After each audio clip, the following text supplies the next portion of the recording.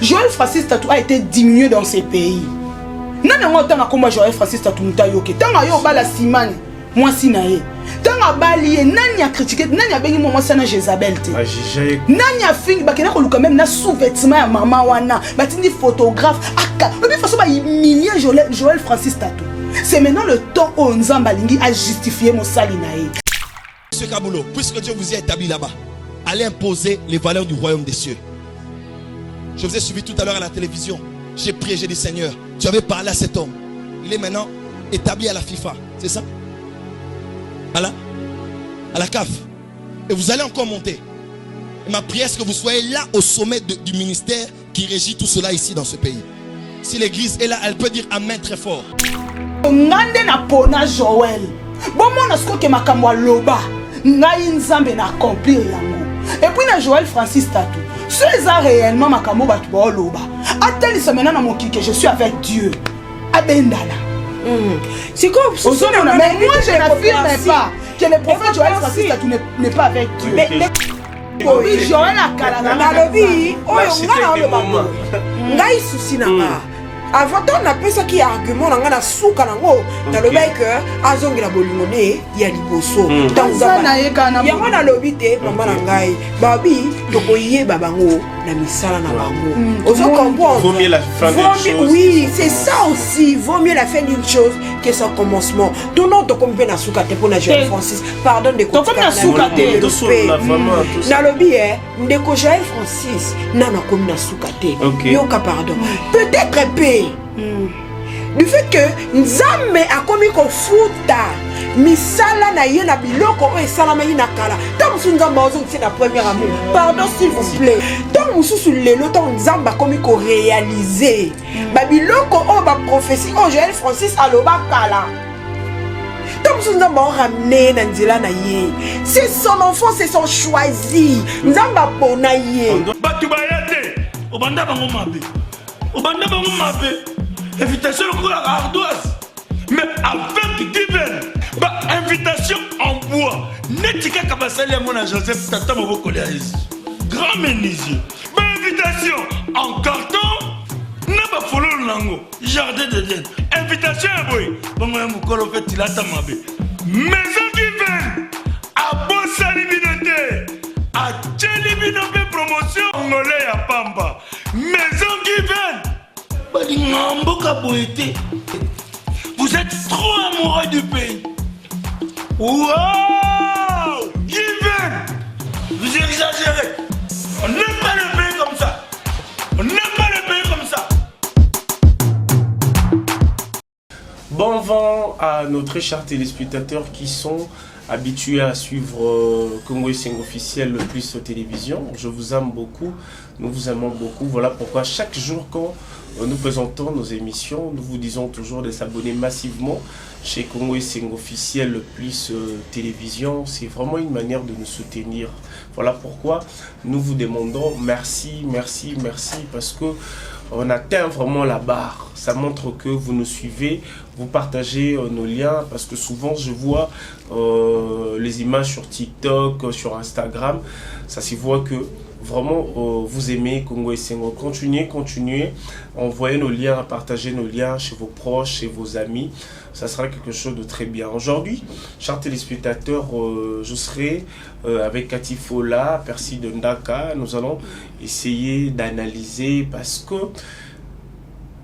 le sujet que je vais aborder aujourd'hui, c'est parmi le sujet qui est en train de déranger les uns et les autres, qui est en train de créer, je ne sais pas quoi dire, mais moi personnellement, je suis en train de comprendre parce que être star, c'est pas facile. Voilà pourquoi nous allons d'abord commencer par Fally Ipupa, Dicap la merveille, que nous saluons affectueusement. Je te salue Fally Ipupa et puis félicitations à l'excellence Godard Motemona, dirigeant qui est aussi scotché collectif à nous suivre, puis sans oublier notre vieux, notre grand frère, notre papa qui est toujours prédisponible à nos invitations. Aujourd'hui, Dieu a fait grâce.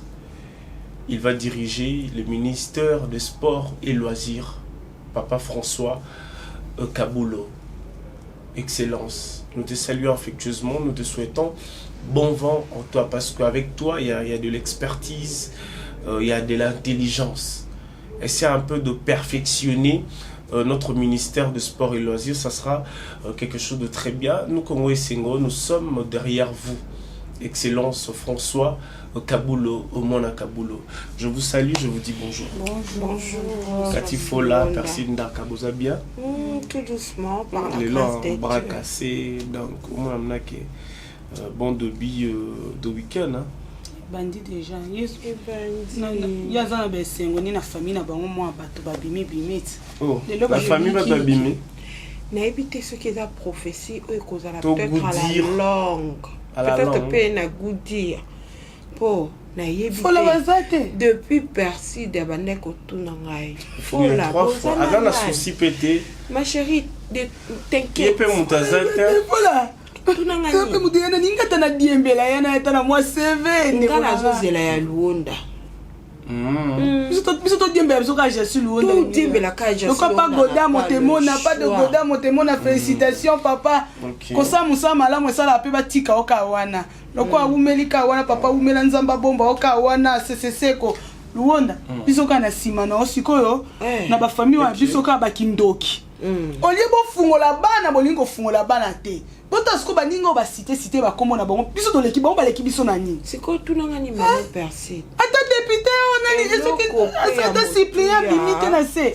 eloko motu ezani luonda bien que ils sont nommés mais toi na posa nde ya mosala parce que le Congo en a marre toza mpe na posa baœuvre mpe esala ezalaka te que ntango bakomi wana ils sont là seulement mpona Là c'est bapoche les na bango préambules. Là Tu c'est les vois, préambules. avec la ligne ouvre les choses na mboka na biso. Monsieur Kabulo, puisque Dieu vous y a établi là-bas, allez imposer les valeurs du royaume des cieux. Je vous ai suivi tout à l'heure à la télévision.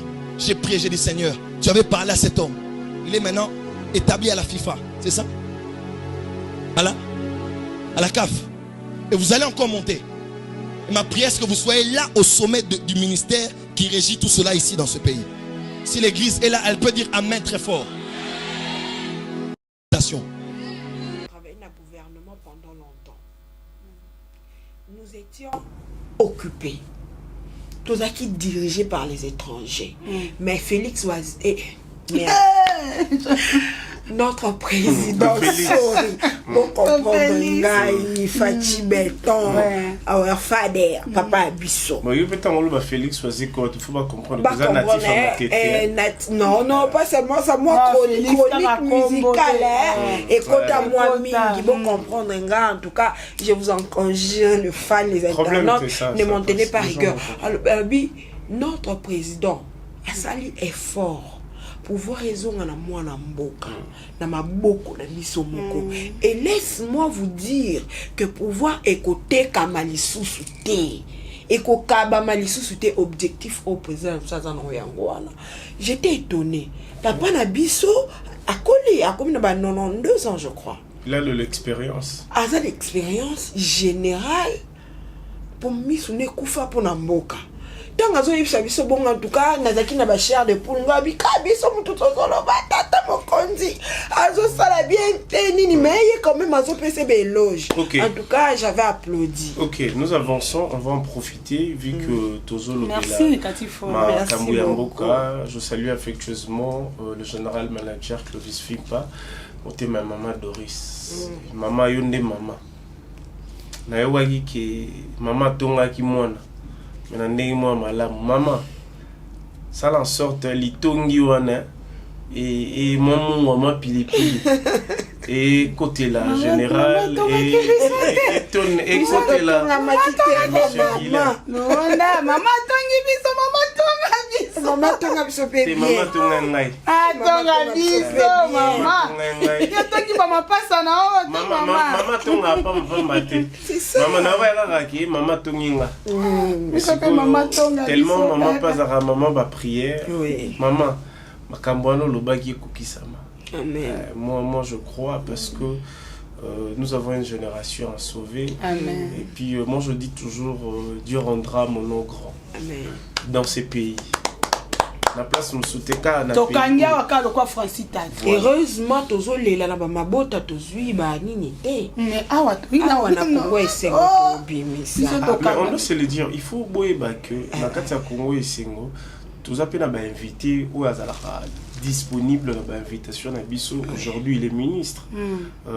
Tobengaye, parce que d'abord, à la base, il est excellent dans son travail. Monsieur François Kaboulo. Oh, Kitioka au Van de la paix, avant de rapper Awa, il est toujours disponible, humble, donc sympathie, vraiment, vous le méritez. Donc voilà pourquoi on doit en parler sur ces plateaux. Avant tout le Bela Makambo, il y a Excellence Kaboulo François. Ils ont la vidéo où le Bimi. Il y a cela quelques années passées, en 2012. Fola. Joël Francis, le prophète Tatou. Nakat église, Papa François Kaboulo, Nakat église.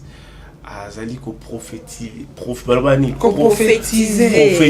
hein Rema pour papa Kaboulo oui bi ka yibise papa Kaboulo que parce que papa Kaboulo va passer poste mon na CAF babilo moi Congo parce que Joël Tatou Francis a yibisi moni poste nous allons na CAF ya ngote ofozala yo fozala la sommet no fozala esika oyo rediriger babilo kwa na nyonso aux un ministère où est dirigeable biloko wana nyonso parce que tala prophétie et l'Obama depuis 2012 et au Samana 2023 bino bana nzambe boro ko juger c'est trop dire mais boko ki ko yanola ndenge nini c'est que ba prophétie ça la manque ba te belé les lopé ba qualifier rapé prophète Joël Francis aventurier ba biloko nema kiona ba biloko belé mais on a vu cette image il était jeune vraiment.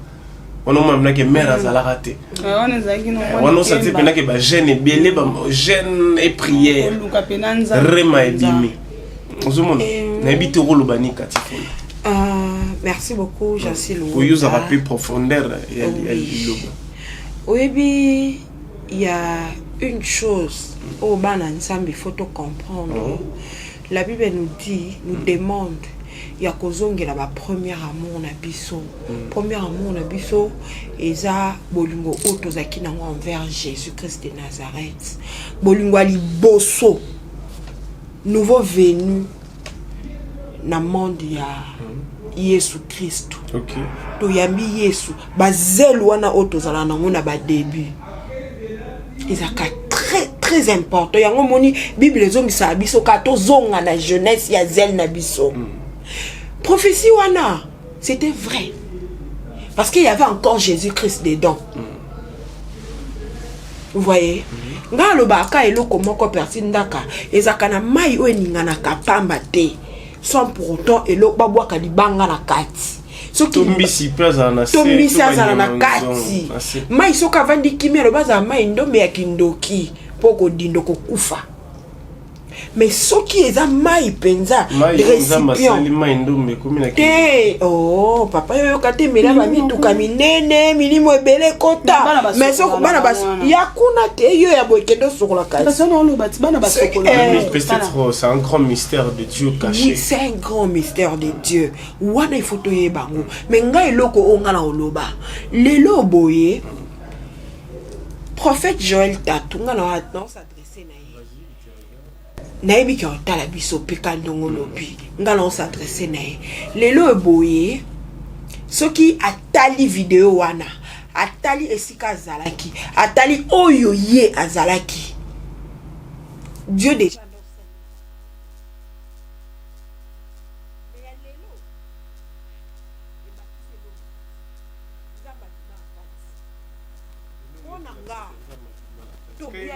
pona ba spéculation te toyo kaka ba video ba nini makio na moka ute ko beta na yolo awa grand frère wana mungana yebi ozomona wa yebi apesa ki prophétie en plein air il paraît qu'il apesa ki kanyaka ouais bandika banyoka wana ou apesa ki kanyaka après kanyaka wana il fallait ba sili sa mbongo ba sili sa kite yende ko wana mobali grand frère wana vana na yolo akome ko réclamer kanyaka na ye OK parce que amoni soki niti musala kanyaka nous combien je pense pas qu'ils aient équipé $1000 hein nandimité omoni musala nzambe j'en suis luonda ndeko persi ndaka nzambe soka bengio apesi nyonso dans le but azo pe sa prophétie apesi pe na provision ozo comprendre na tango wana pasteur prophète Joël Francis nzamba bengaki c'était pas au hasard que Aya s'est retrouvé dans Mama Nzambe. Mais tant que je suis lengi à Mama Nzambe, au comme Lukasko au salon de là, pour battre mon aka que ça tout en marche. Parce que Nzambe peut être aussi la moto. Ma marche wana essaie ngana ba sacrifice. Donc so mona ke ba sacrifice pour Nzambe et qui est na lenteur. Au comme Lukasko banzela mobwe yango comme au comme kota na ba plage. Ngana oyebisa na oyebisa ka parce prophète Joël Tatou ata se référer kana vidéo wana a comprendre bolingo azaki na pa nzambe azonga no wana. OK merci Ndaka en tout cas ngai j'en suis Luonda les millions de la presse congolaise Katifola ngana ondima te makamukati alobi pona prophète Joël Francis Tatou pour kotala nzambe alingate que batu ba humilier oyo yaye. Un jour, Joël Francis Tatou, les une émission ya ado, hein, Oazana Balox na poto na ndeko na biso. Allez là, il a eu de larmes aux yeux. Abi, ne vivra ka ba humiliation. Comment y en a moi si on a balaka. Titi na comment na tomo bona bi nzambe na bina kufa nanga. Nzamba lobe nanga. Que Francine ngam na benga. To banda lelo na départ on banda na vitesse on nzambe no matisela yo batu ba onuba et puis ye baka na ka nzambo na banda na pu nzambo kana o continuer na batu ba omona nzambe na nzela na o et bien soki Joël Francis Tatou azaki ya nzambe te mais makambo linga s'accomplir te nzamba nga atténuer profession wana pona minute to ba gloire ezongi na ngambo yana ya Joël Francis Tatou.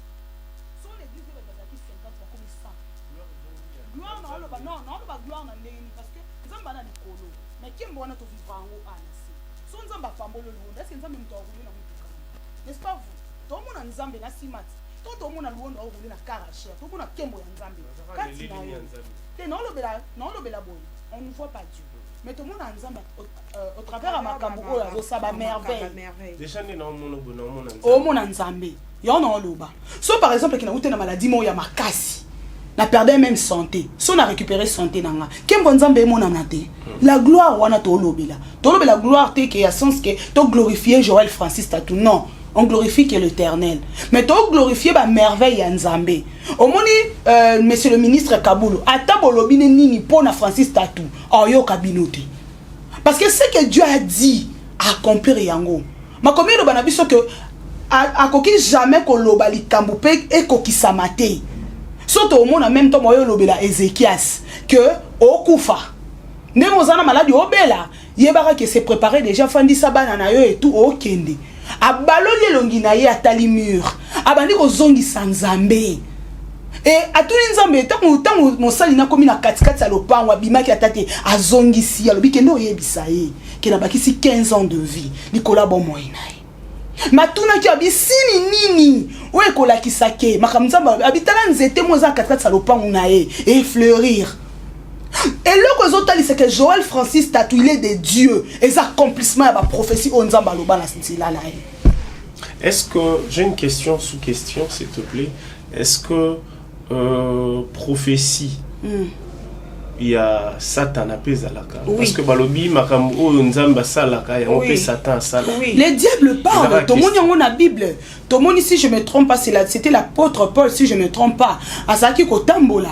Bakutani na une dame azaki ko prophétiser mais azaki un esprit à piton katinae alobi ke bino boza ba sala nzambe boza boy elle disait ce qui était vrai mais ayebisaki ye nini abikanga munoko molimo ya nani ya piton kati na yo akanga munoko na ye na nsima ya kobondela mpo na ye molimo mabe oyo batiaki kati na ye mpa bamagicien ya village wana mpona abanda koenrichir bango so azopesa baprophétie ya lokuta ebimaki mpe ya nzambe etikala ye mena koopere ayaki koprophétise ya solo mais toyebaka mingi bamankiona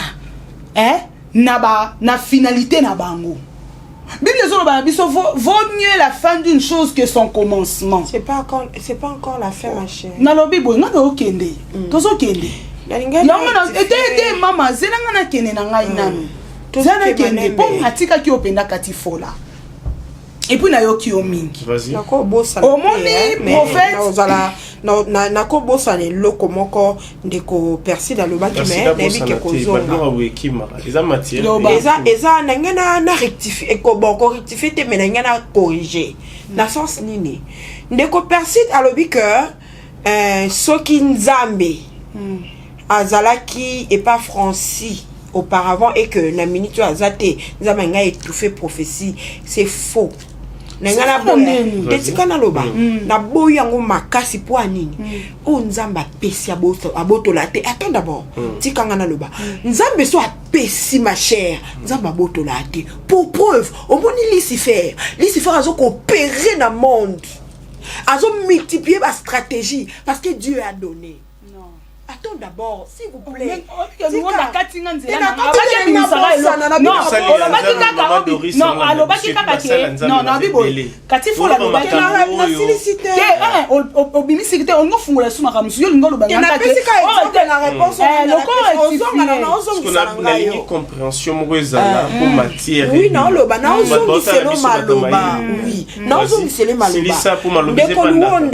Aujourd'hui, quand on voit le diable, le Lucifer, Nzambe l'avait doté d'un pouvoir. C'était un ange de lumière. Abanda qui éclairer ma casse. Et puis Nzambe a pesa qui koyemba. Donc Nzambe a boaka qui na terre, a lui malheur à la terre. Po moinya kiti na kanda. Nzambe longola o Nzambe tayi kati na été. Na lobi na pesa exemple là pourquoi. Le pasteur prophète Joël Francis. Mais la terre aussi c'est son marche-pied. La terre c'est le marche-pied ya Nzambe. Mais malheur à la terre. Ils ont la Bible. Malheur à la terre parce que la terre c'est son marche-pied. C'est son marche-pied. Malheur à la terre parce que le diable, Dieu l'a précipité. À bois qui est tant akitaki na ba balanda qui est, c'est-à-dire ba ange déchu. Oh bazaki que no ba yokamela qui est. Yango moni na nani na mutu o yeso alinga bimisa milimo mabe atuni yo nani alobi toza légion c'est-à-dire basé belé et tuluku wana eza ba démon oyo bakangama ina ba ange déchu wana o bakangama ina diable o bazaki précipité.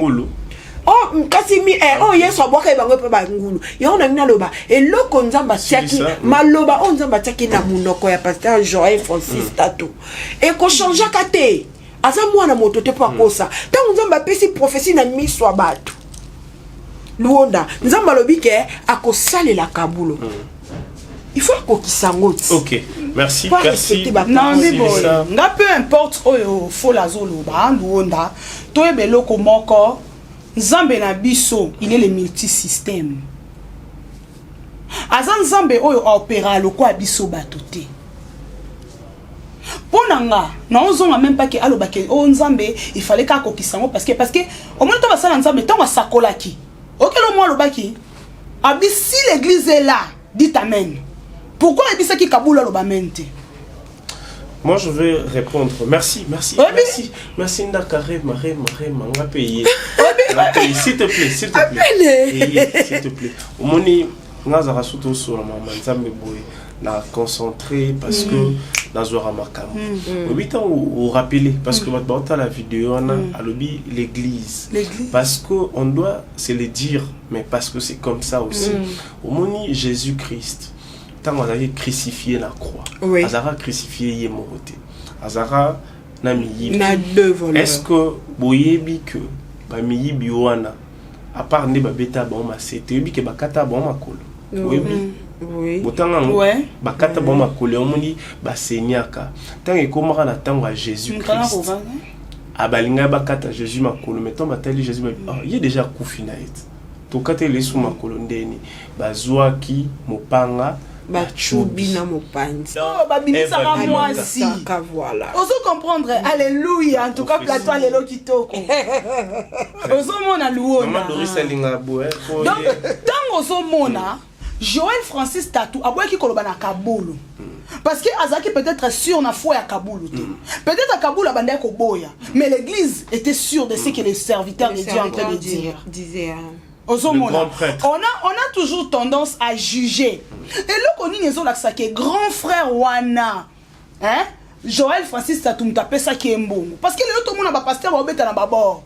Tout le monde a mutu bato belé ba aller ko lela makola ba sala nzambe. Ke bo limbi sanga. Ba bondele ki na bango pona nga. Molimo mabe bimi mais pasteur mo boya pesi nga mbongo. Abi kendo saliri. Kendo bimisa ke sa prophétie ya lokuta.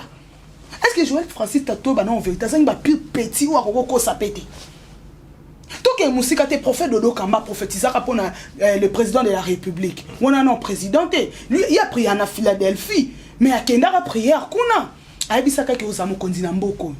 Tibora sacerdoce royal et comment tant va nommer chef de l'État Félix Antoine Tshisekedi. OK. Donc comment sacerdoce royal Église Betsaïda.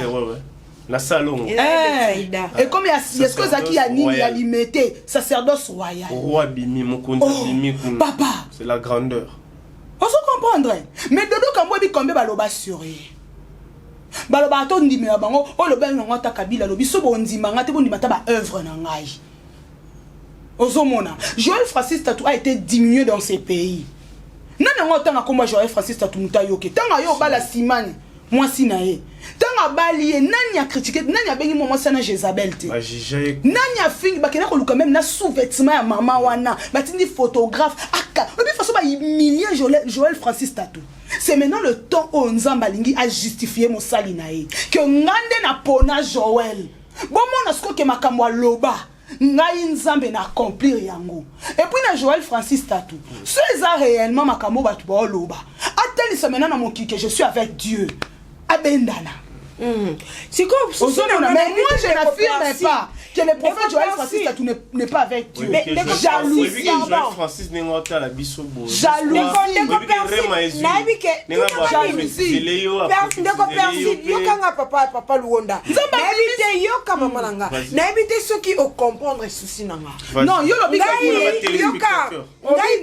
avec Dieu. Joël a calé. Avant on appelle ça qui argument na ngana suka nango na le mec azongi na bolingone ya liboso tanzana ya ngana lobité mama na ngai babi tokoye babango na misala na bango ozo comprendre vaut mieux la fin d'une chose. Oui, c'est ça aussi, vaut mieux la fin d'une chose que son commencement. Ton nom to comme na suka te pour na Joël Francis pardon de côté na suka te na lobby ndeko Joël Francis na na komi na suka te yoka pardon peut-être paix. Du fait que Nzambe a commis ko futa misala na ye na biloko o esalama ye na kala ta musu Nzambe ozongi c'est la première amour pardon s'il vous plaît tikanga na loba ya na ngai mama na ngai ndaka na ngai la ba obet tant mususu lelo tant Nzambe a commis ko réaliser ba biloko o ba prophétie o Joël Francis aloba kala. C'est son enfant, c'est son choisi. On doit se le dire aussi parce que tout solo là, parce qu'on a encore bien débatté. Je suis en train d'animer, poser des questions, mais moi, sous question, mais ça me permet aussi de répondre. Ça nous arrive aussi, surtout, Dieu parle tantôt d'une manière tantôt d'une autre. Et ça n'a pas d'autre sous. Obanda bango mabe invitation au la ardoise mais avec divine invitation en bois netika kabasali mona Joseph tata moboko ya grand menuisier invitation en carton na ba fololo nango jardin de Dieu invitation boy bango ya mukolo fait ilata mabe maison divine a bosali binote a tcheli binope promotion ngolé ya pamba maison divine balingamboka boité vous êtes trop amoureux du pays. Wow!